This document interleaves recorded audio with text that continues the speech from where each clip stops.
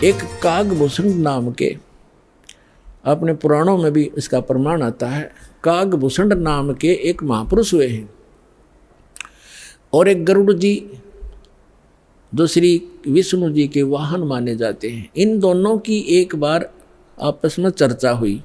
कागभूषण कैसे हैं, उनका बाकी का शरीर मनुष्य सदृश है, लेकिन चोंच और ऊपर का हिस्सा जो मुंह है वो कौवे का है, उसको कागभूषण कहते हैं।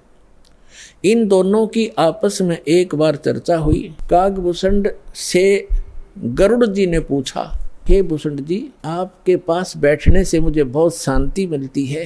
आपने यानी ये भक्ति विधि और ये अमरत्व, क्योंकि कागभूषण जी की काफ़ी लंबी आयु हो गई है, काफ़ी प्रलय उसके सामने हो चुकी हैं, अभी भी वो विद्यमान है। तो उसके लिए पूछा कि आपको ये कैसे प्राप्त हुई।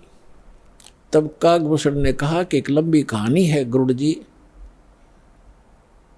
मैं एक बार 20 वर्ष की उम्र थी मेरी,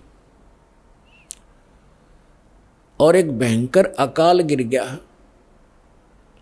हम भाई बहन थे, मेरे से छोटे मेरे भाई बहन थे। उस अकाल के दौरान वो भूख सहन नहीं कर सके, उनकी मृत्यु होगी। मेरे माता पिता की भी मृत्यु होगी, वो भी भूख सहन नहीं कर सके। मैं युवा था, जिस कारण से मैं उस अकाल को झेल कर माता पिता और परिवार के नाश होने के बाद उस क्षेत्र को छोड़कर मैं अवंतिका नगरी में चला गया। वहाँ अकाल नहीं था। उससे पहले मेरे असंख्य जन्म चले गए, मनुष्य जीवन मैंने बर्बाद कर दिए, कभी मैंने भक्ति नहीं की, क्योंकि वो पिछले जन्म मुझे अब मेरी दिव्य दृष्टि खुल जाने से नजर आ रहे हैं कि पिछले मानव शरीर मैंने कैसे बर्बाद किए थे। तो बता रहा कि पिछले जन्म मैंने बहुत नाश कर दिए, और एक जन्म जो मेरा हुआ, माता पिता मेरे भाई बहन मर गए भूख से तड़प कर। ऐसी खिली फुलवाड़ी थी हमारे घर की, सारे भाई बहन खुशी खुशी रहते थे, और एक वर्ष में ऐसी जुल्म गिर गया, ऐसा कहर टूट गया, हमारा नाश हो गया। मैं सोचने पर विवश हो गया कि ये क्या जीवन है। कल तक हम कैसे खुशी मंगल से रहते थे, प्यार करते थे, कहाँ गए आज मैं टक्कर मार लिया, रो लिया, सारा कुछ कर लिया, वो मिल नहीं रही। ये खाक जीवन है, कहाँ रह रहा हूँ मैं। ऐसे करते करते एक मंदिर के अंदर एक पंडित जी भगवान शिव का पुजारी था, मैं वहाँ चला गया, उसको अपना दुख रोया। दयालु था ब्राह्मण, मुझे सीने से लगा और कहा, बेटा यहाँ तो ऐसे ही कहर गिरते हैं, आप भक्ति कर लो, स्वर्ग में चले जाओगे, वहाँ दुख नहीं है। ब्राह्मण को ज्ञान स्वर्ग तक का ही था, और कहा, बेटा तुम दीक्षा ले, गुरु बनाए बगैर मोक्ष नहीं होता। अब कागभूषण बता रहा है कि मेरे इतने पाप थे, पापी के पिछले जन्म जन्म के कभी भक्ति शुरू नहीं करी थी। मेरे अंदर भक्ति प्रवेश करने में 6 महीने लग गए, लगातार संत के साथ रहने में। अब 6 महीने तक मैं मंदिर में रहा, रोज उनकी कथा सुनता, वचन सुनता, पर नाम लेने की इच्छा कभी मैंने व्यक्त नहीं की। गुरुजी कहते, महात्मा जी के बेटा दीक्षा ले ले। मैं कान्ना पे कह टाल जाता, ना हाँ कहता ना ना कहता। और दीक्षा उसी को प्रफुल्लित होती है जो सब इच्छा से अपनी लगन से प्राप्त करता है। जबरदस्ती दिया हुआ ज्ञान नाम काम नहीं करता है। तो उस पंडित जी ने इसलिए उसको जोर नहीं दिया। 6 महीने के बाद कहता, लगातार सत्संग सुनने के बाद मुझ पापी के कुछ पाप नरम हुए, और तब मैंने दीक्षा प्राप्त की। दीक्षा प्राप्त करके कुछ दिनों के बाद फिर मेरे अंदर एक बकवाद भागी। जो गुरुजी कथा सुनाया करते हो मुझे भी याद होगी।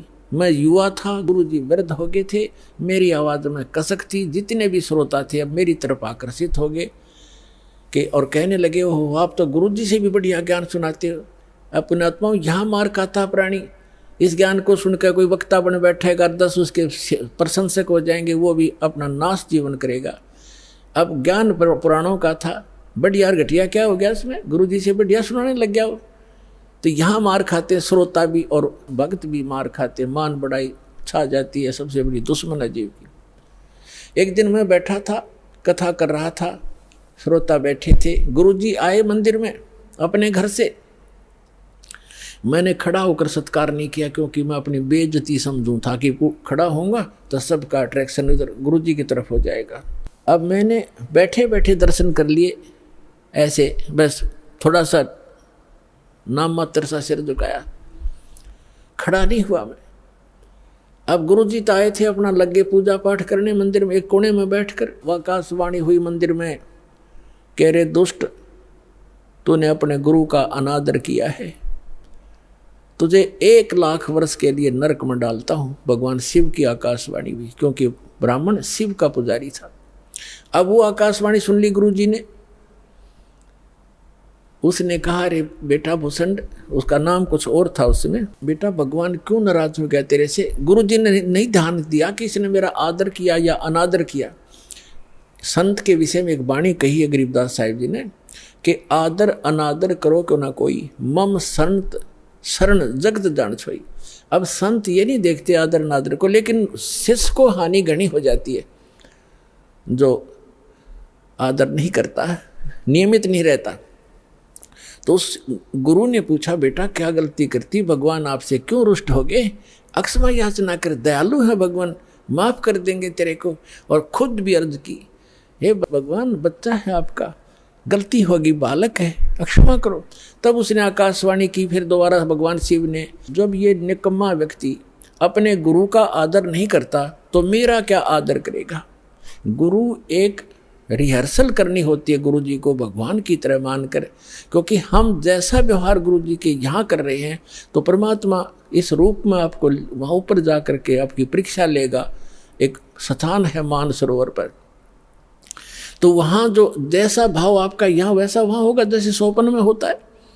तो वहाँ से वापस आने के बाद फिर आप बहुत युगों तक वहाँ नहीं जा पाओगे।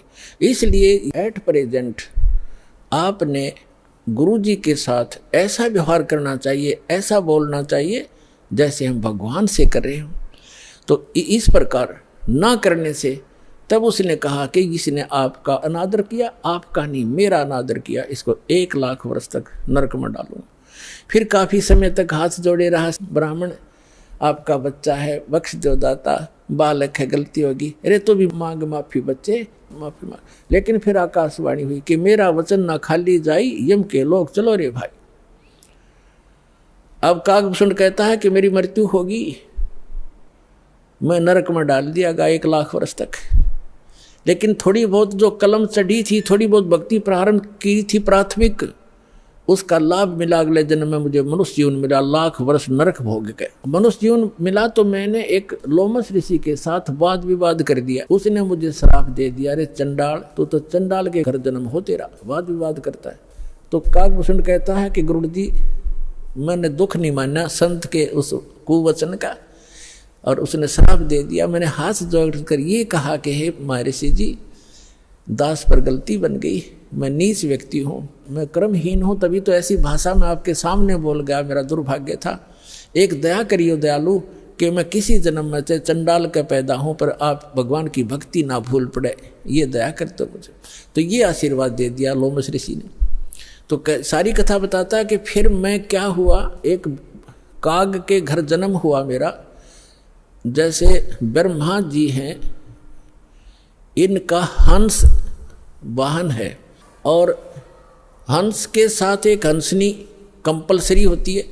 तो ब्रह्मा की जो पत्नी सावित्री है, वो हंसनी जब ऋत पर आई, यानी गर्भवती होने की स्थिति में आई ऋतु पर, तो काग चंड के पास ले गई, कौवा के देवलोक में।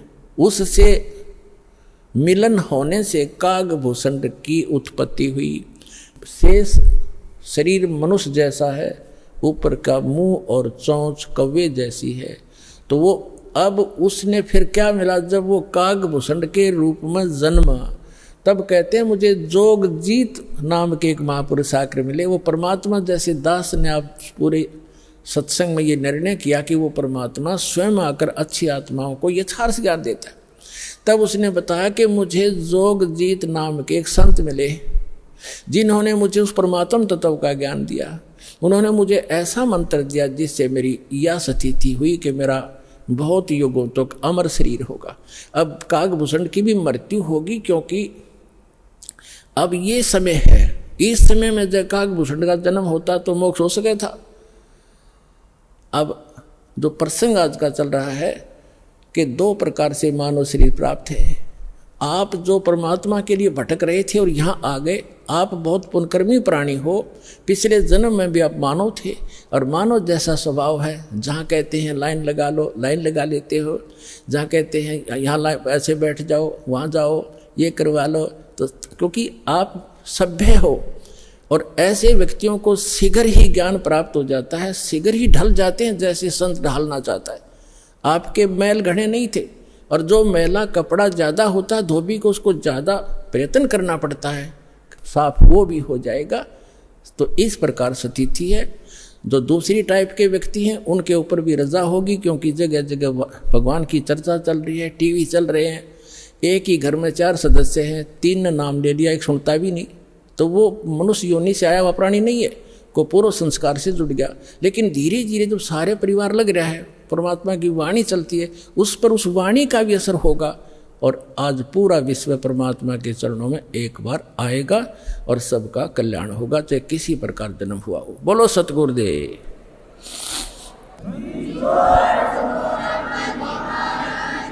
हाँ।